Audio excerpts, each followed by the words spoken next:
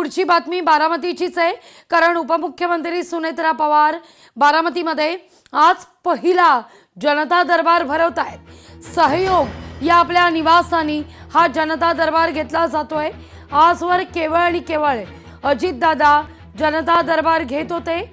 अजितदादांची काम करण्याची पद्धत सर्वश्रुत, टेबलावरच निर्णय, टेबलावरच निर्देश असे दादांची काम करण्याची पद्धत होती। आज मात्र सुनेत्रा पवार या जनता दरबारात बारामतीकरांना कितपत न्याय देतात हे पाहणं औत्सुक्याचं असेल।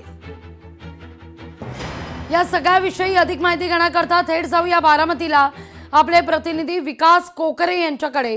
विकास, सकाळी सुद्धा आपण चर्चा केली, माझा आवाज पोहोचतोय तुमच्यापर्यंत? हा जी लागवीजी पोहोचतोय। सकाळी सुद्धा विकास आपण चर्चा केलेली होती।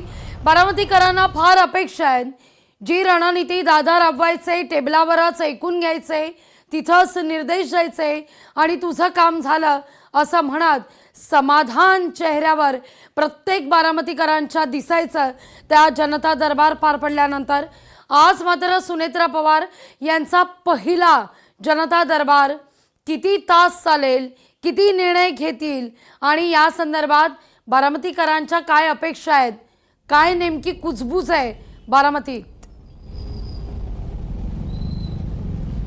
नक्कीच लागवीजी, अजित पवारांचा जो स्वभाव होता हा स्वभाव संपूर्ण राज्याला परिचित होता। अजित पवार म्हणजे जे बोलतात ते करून दाखवणारे नेते म्हणून त्यांच्याकडे संपूर्ण राज्य पाहिलं जायचं। बारामतीमध्ये अजित पवार शनिवार रविवार आठवड्यातनं एक दिवस या ठिकाणी यायचे आणि बारामतीमध्ये सकाळचा त्यांचा दौरा असायचा, पाहणी दौरा। आणि हा पाहणी दौरा झाल्यानंतर बारामतीतली विविध विकास कामांची पाहणी झाल्यानंतर अजित पवार आपल्या सहयोग या खाजगी निवासस्थानी एक जनता दरबार घ्यायचे। या जनता दरबाराला खरं तर बारामती तालुक्यातील अनेक नागरिक त्या ठिकाणी उपस्थित राहायचे, आपापले प्रश्न जे अजित पवारांकडे आपले गाराने मांडायचे। मात्र अजित पवारांच्या या जनता दरबारामध्ये सगळे शासकीय अधिकारी त्या ठिकाणी उपस्थित असल्यामुळं नागरिकांचे हे प्रश्न तातडीने मार्गी लावले जायचे। खरं तर आज सुनेत्रा पवारांच्या उपमुख्यमंत्री पदाची शपथ घेतल्यानंतर पहिल्यांदाच जनता दरबार पार पडतोय।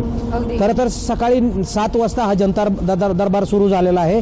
साधारणतः 9, 9:30 वाजेपर्यंत 10 वाजेपर्यंत हा जनता दरबार सुरू असेल। तालुक्यातील अनेक नागरिक या ठिकाणी आपली कामं घेऊन सुनेत्रा पवारांकडे आलेले आहेत। यामुळे सुनेत्रा पवारांनी देखील अजित पवारांच्या पावलावर पाऊल ठेवत नागरिकांच्या समस्या जाणून घेण्यास सुरुवात केलेली आहे। सुनेत्रा पवार त्यांचं निवेदन स्वीकारत आहेत आणि या निवेदन स्वीकारून अधिकाऱ्यांना तशा प्रकारच्या सूचना देत आहेत। खरं तर अजित पवारांचा स्वभाव हा संपूर्ण राज्याला परिचित होता। यामुळे सुनेत्रा पवार अजित पवारांच्या पावलावर पाऊल ठेवून काम करतील का असा प्रश्न कार्यकर्त्यांच्या मध्ये कुठेही नाही।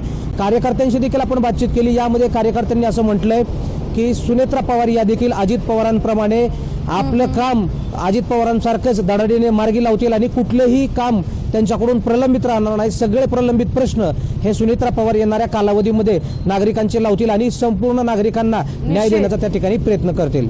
अगदी विकास, धन्यवाद तुम्ही दिलेल्या एकूण सविस्तर माहिती करता। लोकशाही मराठी ऐका, पहा, जागरूक रहा।